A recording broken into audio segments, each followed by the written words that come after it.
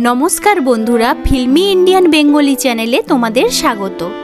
গত এপিসোডে আমরা দেখেছিলাম লিজেনের সাথে ঝগড়া হওয়ার পরে লিন সেখান থেকে রেগে চলে যায়। অন্যদিকে লিনের বন্ধু ইয়াং ইয়াং খুবই রেগেছিল। সে মার্শাল আর্ট ক্লাবে ছেলেদের নিয়ে লিজেনকে মারার জন্য প্রস্তুতি নিচ্ছিল। সে জানতোই না লিজেন লিনের সাথে অলরেডি দেখা করে নিয়েছে। ইয়াং ইয়াং যখন আসছিল তখন তারা একটা লোককে দেখতে পায়। তারা ভাবে ওটা মনে হয় লিজেন। সে তাদেরকে বলে, তোমরা চুপি চুপি দেখো, ওই নোংরা নচ্ছার ছেলেটা ওখানে দাঁড়িয়ে আছে। তোমরা চুপি চুপি গিয়ে ওকে ধরে নিয়ে আসো। এরপর ওই ছেলেগুলো তার মাথাতে বস্তা চাপিয়ে দেয়। তাকে উত্তম মধ্যম দেওয়া হয়। তাকে প্রচুর মেরে মেরে তার চামড়া বাদামি করে দেয়। ইয়াং ইয়াং চিৎকার করতে করতে বলে, তোর হিম্মত কি করে হয়? আমার প্রিয় বান্ধবীকে তুই চিটিং করে এখান থেকে চলে যাবি ভাবছিলিস? এরকমটা হবে না বাচ্চু। আমি তোকে মেরে তোর চাটনি বানিয়ে দেব। তোর ডেড বডি এখান থেকে যাবে, তুই যেতে পারবি না। মার্শাল আর্ট ছাত্রগুলো বলে, ম্যাডাম, এর গলাটা লিজেনের মতো লাগছে না, এটা অন্য কেউ নয় তো? ইয়াং ইয়াং বলে, না, আমি জানি ভালোভাবে, এটা ওই ছেলেটাই। তোমরা দাঁড়িয়ে থাকো না, তোমাদের হাত পাগুলো চালাতে থাকো, ওকে মেরে মেরে চাটনি বানিয়ে দাও। ঠিক সেই সময় এত চিৎকার শুনে সেখানে লিজেন চলে আসে। লিজেনকে ইয়াং ইয়াং দেখতে পেয়ে যায়। তার মাথার উপর যেন পাখি উড়ে যায়। সে কিছু ভেবেই পাচ্ছিল না। আমি যাকে মারছি ও যদি লিজেন না হয় তাহলে কে? আরে বাপরে, আমরা তো অন্য লোককে মেরে দিয়েছি। এবার কি যে হবে কে জানে। মাথা থেকে কাপড়টা সরাতে ইয়াং ইয়াং দেখতে পায় ওটা লিজেনের বন্ধু জুন।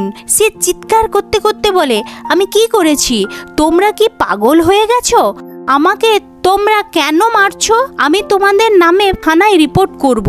ইয়াং ইয়াং হাত জোড়ো করে লিজেনকে বলে, সরি, আমাকে ক্ষমা করে দাও, আমি অনেক বড় ভুল করে ফেলেছি। ইয়াং ইয়াং জুনকে চিনতে পেরে যায়। তারা দুজনে আগেও দেখা করেছে। ইয়াং ইয়াং জুনকে বলে, তুমি তো লিজেনের বন্ধু না? ইয়াং ইয়াং জুনকে বলে, জাহান্নামে যাও, চুলোয় যাও। জুন বলে, তুমি আমাকে মেরে চলে যাচ্ছ? ইয়াং ইয়াং বলে, ফট এখান থেকে। তোমাদের মতো প্লে বয়দের সাথে এরকম হওয়া উচিত। ইয়াং ইয়াং বলে, তুই যদি আমাকে থামাতে চাস তাহলে তোর গলা টিপে দেব, তোকে মেরে এখানে মাটিতে পুঁতে দিয়ে যাব।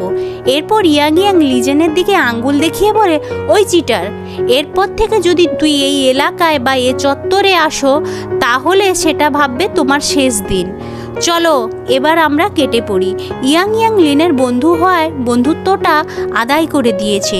যদিও সে অন্য কাউকে মেরে দিয়েছে, তাও আমরা জানি সবার জীবনে এরকম বন্ধু থাকার দরকার, যে নিজের বন্ধু বিপদে পড়লে পিছুপা যেন না হয়। লিজেনের ভাগ্যটা খুবই ভালো ছিল। লিজেন বেঁচে গেছে, না হলে সে এতক্ষণে হসপিটালে পড়ে থাকতো। জুনের অবস্থা খারাপ ছিল। সে গাড়িতে বসে বলে, ভাই, আমার খুব যন্ত্রণা অনুভব করছে। আমার মুখটা দেখো কিরকম বাংলার পাঁচের মতো হয়ে গেছে। আমি সুন্দর সুন্দর মেয়েদের দেখতে এসেছিলাম, নাকি তাদের হাতে মার খাওয়ার জন্য এসেছিলাম? লিজেন বলে, হ্যাঁ, এটা দরকার ছিল। যাক, তোমার শিক্ষা তো হয়েছে, এরপর থেকে তুমি মেয়েদের ভালোভাবে পটাতে পারবে। জুন বলে, হ্যাঁ, ঠিকই বলেছিস, ভাগ্য ভালো তোর। আমি যেই জায়গাতে আছি আজকে তুই সেই জায়গাতে থাকতে পারতিস। তোর অবস্থা আমার মতো হয়ে যেত, বাংলার পাঁচের মতো। জুন বলে, তুই এত বোকা, তুই তোর ফ্যামিলি নেকলেসটা ওই মেয়েটাকে দিয়ে এলি? এর থেকে বড় বেইজ্জত আর কি বা হতে পারে? তুই আমাকে দেখে হাসছিস? এবার তুই নিজের দিকে একবার তাকিয়ে দেখ, তুই কতটা বেইজ্জত হয়েছিলিস। লিজেন রেগে যাচ্ছিল। সে গাড়ির স্পিডটা বাড়িয়ে দেয় যাতে জুনের মুখটা কিছুক্ষণের জন্য বন্ধ থাকে। জুন চিৎকার করতে করতে বলে, আরে তুই এত জোরে কেন গাড়ি চালাচ্ছিস? সেই মেয়েটা যদি তোর সাথে না আসে তাতে আমার কি দোষ? লিজেন তাকে বলে, তুই যদি ব্যবসার সম্বন্ধে কিছু জিজ্ঞেস করতে চাস তাহলে জিজ্ঞেস কর, কোনো অসুবিধে নেই, কিন্তু আমার পার্সোনাল লাইফ সম্বন্ধে কোনো কিছু জিজ্ঞেস করার কোনো দরকার নেই, না হলে তোকে আমি গাড়ি থেকে ধাক্কা মেরে বের করে দেব। জুন বলে, ঠিক আছে, তুই তো বস, তোরই কথা আমাকে শুনতে হবে। জুন তার সৎ মার সম্বন্ধে অনেক তথ্য দিতে থাকে। জুন এবং লিজেন তাদের দুজনকে অনেক ভেবেচিন্তে কাজ করতে হবে। একটাও যদি ভুল হয়ে যায় তাহলে সৎ মা জি গ্রুপকে সারা জীবনের জন্য টেক ওভার করে নেবে। এটা কখনো হতে দেওয়া যাবে না। কিভাবে তারা সৎ মায়ের প্ল্যানটা ভেস্তে দেবে সেটাই দেখার। এরপর লিজেন এবং জুনকে দেখতে পাই তারা লিনের বাড়িতে বেশ কিছুদিন ধরে আসছে, কিন্তু লিন তাদেরকে দেখা দিচ্ছিল না। ইয়াং ইয়াং হাতে একটা খাওয়ার প্লেট নিয়ে তাদের সামনে রেখে দিয়ে বলে, এই খাওয়ারটা খেয়ে এখান থেকে মানে কেটে পড়ো। জুন বলে, তুমি এত কেন অ্যাটিটিউড দেখাচ্ছ? ইয়াং ইয়াং বলে, কেন দেখাবো না? আমি কি হট নই? জুন বলে, হ্যাঁ তুমি হট, ঠিক আছে, কোনো অসুবিধে নেই, তুমি খাওয়ারটা সার্ভ করতে পারো। হোটেলেও তো মেয়েরা যদি খাবার দেয় তাতে আমরা খুশি হয়ে যাই। তার এই কথা শুনে ইয়াং ইয়াং আরও রেগে যায়। ইয়াং ইয়াং লিনের কাছে চলে আসে, তাকে বলে, আমার রক্ত গরম হয়ে যাচ্ছে, আমার পারদ মাথার উপরে উঠে যাচ্ছে, আমার মাথা পুরো গরম হয়ে গেছে, আমি যে কোনো মুহূর্তে তাকে মেরে দিতে পারি।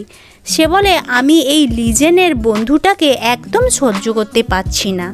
লিজেন তো অনেক কোটিপতি, কিন্তু এর মতো থার্ড ক্লাস 2 নম্বরই লোফার ছেলের সাথে পরিচয় কি করে হলো? লিন বলে, তুমি জুনের ব্যাপারে কিছুই জানো না, ও বিদেশে পড়াশোনা করেছে। তখন ইয়াং ইয়াং বলে, ও তাই নাকি? ইয়াং ইয়াং বলে, সে শুধু মেয়েদেরকে পটাতে ভালো পারে। আচ্ছা, আমাকে তুই এটা বলতো, লিজেন প্রতিদিন কেন এখানে আসে? সে খাওয়ার অর্ডার করে এবং তার পয়সাও দেয়। লিজেন বলে, সে আমাদের গেস্ট, যদিও আমি তার কন্ট্রাক্টটা পূরণ করিনি, সেই কথাটা বলার জন্য আমার মনে হয় সে প্রতিদিন এখানে আসে। ইয়াং ইয়াং বলে, তুই কেন তাকে এত সহ্য করছিস? তাকে এখানে এলে দূর করে তাড়িয়ে দে। লিন হাসতে হাসতে বলে, তারা দুজন হ্যান্ডসাম ছেলে এবং তাদের দুজনের জন্য আমাদের এই ছোট্ট রেস্টুরেন্টটা ক্রমশ ফেমাস হয়ে যাচ্ছে, অনেক লোক খাবার খেতে আসে প্রতিদিন।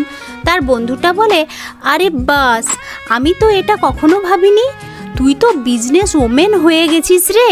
লিন বলে, আমি অনেক পয়সা ইনকাম করে নিয়েছি, আমাকে এগুলো এবার শেষ করতে হবে। এরপর লিন লিজেনের কাছে চলে আসে, তাকে বলে, আমি জানি তুমি কেন প্রতিদিন এখানে আসছো।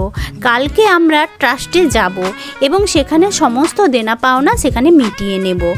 তুমি তোমার শেয়ারগুলো ফেরত পেয়ে যাবে। এরপরে তুমি আলাদা রাস্তায়, আমি আলাদা রাস্তায়। সাউথ আফ্রিকাতে হীরের খনি নিলামি হওয়ার কথা আছে। যদি জি গ্রুপ এই প্রতিদ্বন্দ্বিতায় টিকে থাকতে চায় তাহলে যে কোনো উপায়ে এই হীরের খনি নিলামিটাকে নিজেদের বশে আনতে হবে। লিজেনের মা এবং তার সৎ ভাই দুজনে আশার আলো দেখছে। তারা কখনো চায় না লিজেন আবারও সিইও হয়। লিজেনের সৎ ভাই তার বাবাকে বলে, বাবা তুমি একদম চিন্তা করো না, আমরা খুব সহজে এই নিলামিটা জিতে যাব। তার মা তাকে সাপোর্ট করার জন্য বলে, আমরা খুব তাড়াতাড়ি এটা জিতে যাব।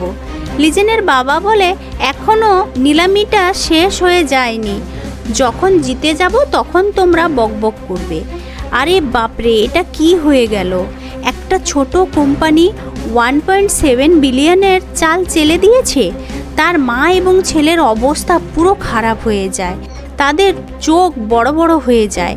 এরপর রেটটা 3 বিলিয়নে গিয়ে ঠেকে। তার মা এবং তার ছেলে খুব খারাপভাবে ফেঁসে গেছে।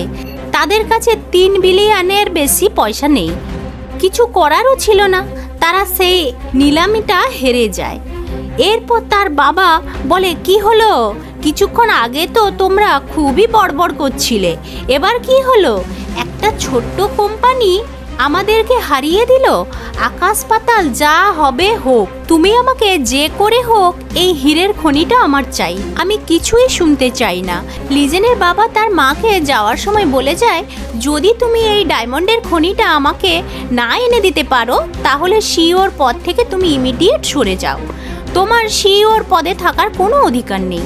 এই কথাটা বলার পরে তিনি সেখান থেকে চলে যান। মা আর ছেলের পুরো প্ল্যানিংটা শেষ হয়ে যায়।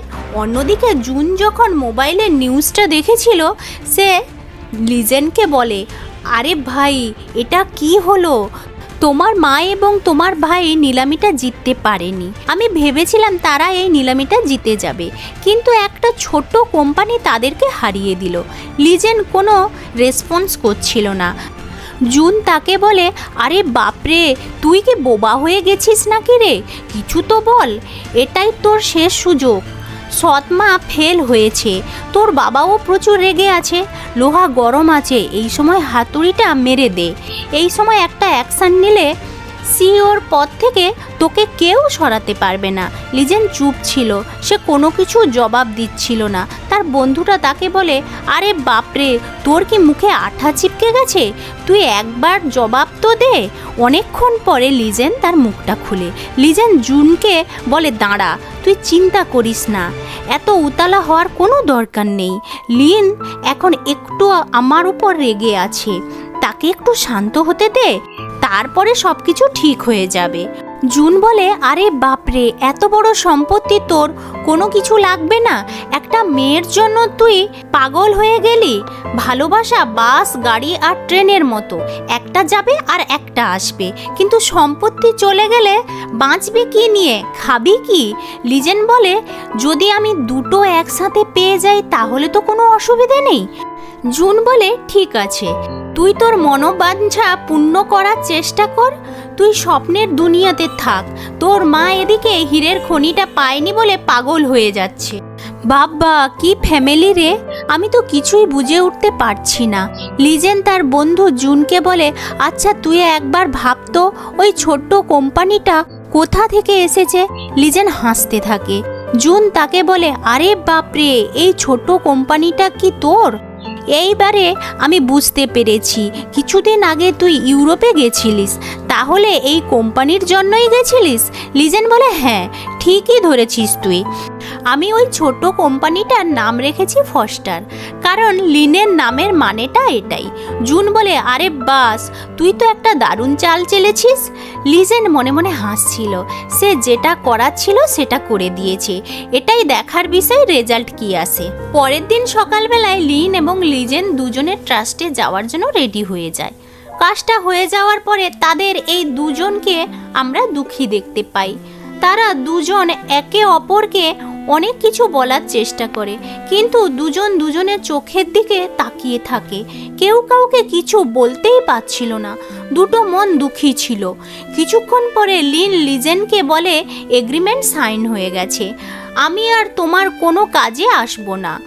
তোমার ফ্যামিলি নেকলেসটা এটা তোমার কাছে রাখো, এটা আর আমার কোনো কাজে লাগবে না।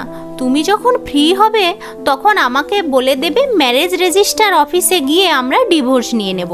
লিন লিজেনকে বলে, তুমি জানো, প্রথমের দিকে আমি ভেবেছিলাম আমি মনে হয় পৃথিবীর সবচেয়ে আনলাকি, কারণ আমি তোমার সাথে দেখা করেছি, তোমার মতো ছেলেকে পেয়েছি।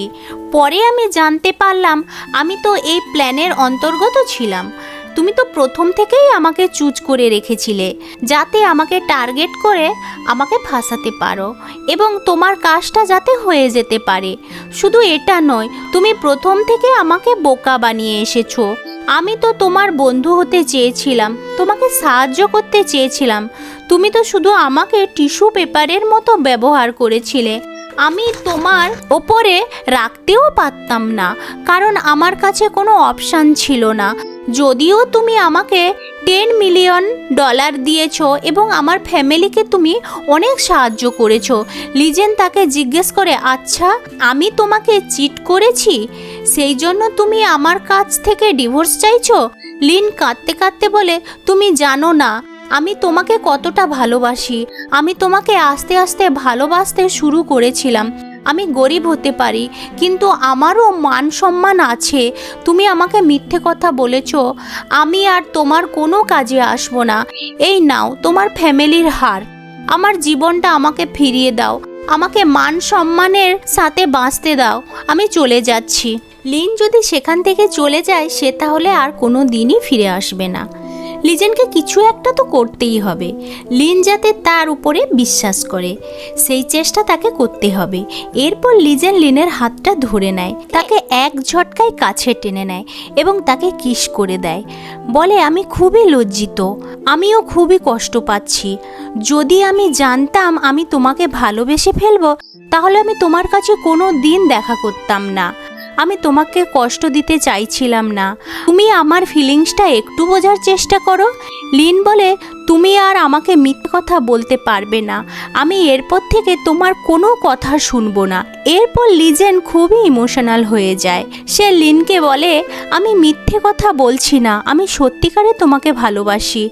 আমি তোমাকে ছাড়া একদম বাঁচতে পারবো না। আমি তোমাকে ডিভোর্স দিতে চাই না। আমি আমার পুরো জীবনটা তোমার সাথে কাটাতে চাই। আমার কোনো এগ্রিমেন্টের দরকার নেই। আমার সমস্ত পয়সা, আমার সমস্ত টাকা, আমার সমস্ত শেয়ার সব আমি তোমাকে দিয়ে দিলাম এবং আমি নিজেকে তোমাকে সমর্পিত করলাম। আমি শুধু চাই তুমি আমার হয়ে যাও। আজ থেকে আমি একটাও মিথ্যে কথা বলবো না। আমি তোমাকে কথা দিচ্ছি, প্লিজ এবারটার মতো আমার উপরে বিশ্বাস করে নাও। তুমি একবার বলো, দয়া করে একবার বলো আমরা আলাদা হব না। তুমি কি এখনও ডিভোর্স চাও? কিছু তো বলো। লিজেন খুব ইমোশনাল হয়ে পড়ে। সে তার ফিলিংসটা লিনকে বলে দেয়। লিজেন লিনকে সজোরে বুকে চেপে ধরে তাকে বলে, তুমি শুধু আমার, সারা জীবন আমারই। তারা দুজন দুজনকে জড়িয়ে ধরে প্রচুর কাঁদতে থাকে। লিন কাঁদতে কাঁদতে বলে, তুমি যদি এরপর থেকে আমাকে মিথ্যে কথা বলো, তাহলে তোমার বডি থেকে তোমার মাথাটাকে আমি আলাদা করে দেব। এরপর লিন হাসতে থাকে। তারা একে অপরকে কিস করে নেয়। লিজেন লিনকে কোলে তুলে নেয়। তাদের জন্ম জন্মান্তরে কৃত্রিম ভালোবাসা বাস্তবে পূর্ণতা পায়। দেখার বিষয় এটা হলো তারা তাদের সৎ মাকে কিভাবে হারাতে পারবে। আজকের ভিডিওটা যদি ভালো লাগে তাহলে অবশ্যই একটা লাইক দিয়ে একটা কমেন্ট করে দেবেন। আর এক্সপ্লেনেশনটা যদি ভালো লাগে তাহলে অবশ্যই আমাদের চ্যানেলটিকে সাবস্ক্রাইব করে দেবেন। এটা আপনাদের কাছে তো ফ্রি, কিন্তু আমাদের অনেক হেল্প হয়। দেখা হচ্ছে পরের এপিসোডে। তাহলে এখন রাখি।